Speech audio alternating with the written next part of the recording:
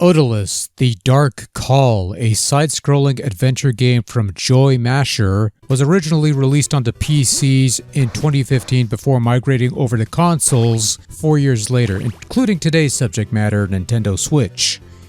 For the purposes of disclosure, the version I'm playing is part of a 2-game package that also includes Onikin that we'll save for some other time. You control a character named Haggis, whose village has been ransacked by evil people and whose son has gone missing. Hence you must venture across 9 stages of pain, fighting monsters, looting chests, looking for various tools and equipments to help you along the way. The game takes inspiration from games like Castlevania, Demon's Crest, and Ghosts and Goblins. I say this because those games are referenced in the Steam blurb, and if you need that point hammered in even further, there's even an option to switch your character's skin to 3 others based on the heroes of those particular franchises. That's all they are, however, skins. You're still a guy named Haggis with a sword after all. Anyway, Odallus is a side-scrolling action-adventure game where you run, jump, and swing your sword at monsters to kill them, causing them to drop soul orb things to be used as currency, to purchase items from wandering merchants throughout the land, and I'm running out of things to say to continue this run-on sentence even further. The game comes off as a bit linear at first due to your limited abilities, but eventually opens up as you gain relics that will grant you new abilities such as dashing, double jumping, and upgrades to your offensive and defensive power, and with new abilities you're able to find alternate paths that will unlock new realms for you to explore on the map. Which you'll need to do since your main goal in Odallus is to kill off all the bosses of the preceding 8 stages before you're allowed to tackle the final level of the game and hope to find your boy.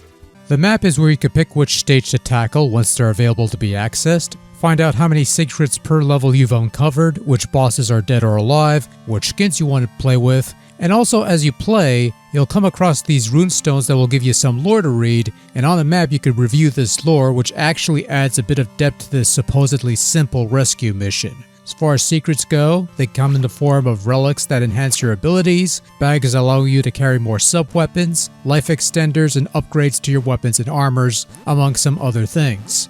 Much like its vampire killing inspiration, Odallus has sub-weapons you could acquire, a spear, a torch, and an axe. Each sub-weapon has their uses and you could actually switch between them using the triggers, assuming you have them in stock.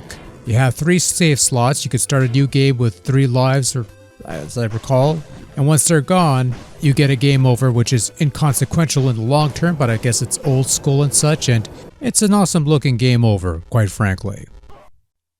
Odallus is a finely crafted throwback title that hits that nice sweet spot. There's plenty to do with the open-ended nature of levels hiding secrets, and yet doesn't feel inflated by stretching things out for the sake of padding. The difficulty is fairly balanced with little to no cheap spots. The levels are finely crafted and varied, with a couple notable bits such as the boat ride or the minecart, which is always a fun time. And you have bosses that pose a threat but can be eventually overcome with a little memorization, and there's even a harder veteran mode that can be unlocked by beating the game should you want a greater challenge.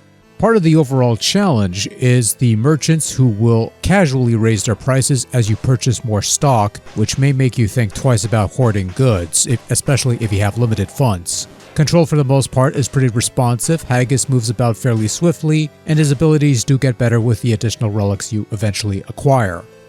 Odallus's visual style is the pseudo 8-bit style modeled after some of the better looking NES games, but enhanced with slightly more colors and little effects that otherwise would have been possible on the old hardware, though this does try to maintain some of the old limitations. Actually, now that I think about it, this is probably one of the few NES style games I've seen in recent years that actively tries to mimic the NES style in terms of the limited colors, some fairly simple visual effects, and even lots of repeating tiles here and there. Regardless, the graphics are nice and detailed with some large sprites and some great looking scenery for you to venture through. And again, there's some neat visual tricks here and there that are pulled off wonderfully here. The flaming backdrop in the ruined village is always something that catches my eye, and they nailed it here, so kudos on that. Sound also gets nailed here. You have a collection of sublime, moody chiptunes perfectly befitting of the somber atmosphere of the world you're venturing through. Nothing sounds out of place in terms of the soundtrack, every piece is a good listen. Sound effects are also pretty solid stuff for the most part, and there's even some crunchy vocal grunts added in for good measure because sure, why not? Odallus the Dark Call is a bit of an oldie, but still very much a goodie, and one of the few retro throwback things to come out of the woodworks that I was actually impressed by. Doesn't really do anything special other than be a great little adventure game with good length, good challenge, great throwback atmosphere, and just tons of fun. I like this one. Well worth checking out.